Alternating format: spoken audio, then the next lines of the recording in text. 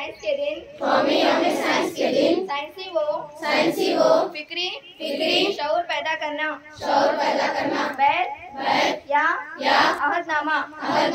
हम हिंदुस्तान के शहरी हिंदुस्तान के आइन के बुनियादी फराइज दफा 51H के तहत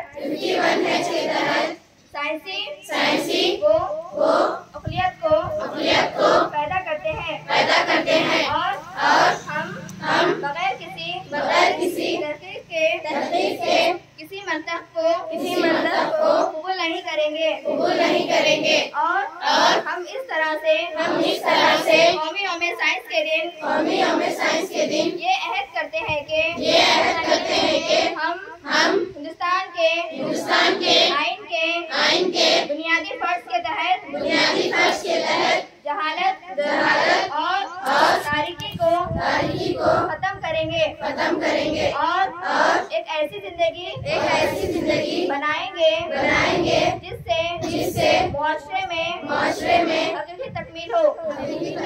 जय हिंद, जय कर्नाटक, जय साइंस।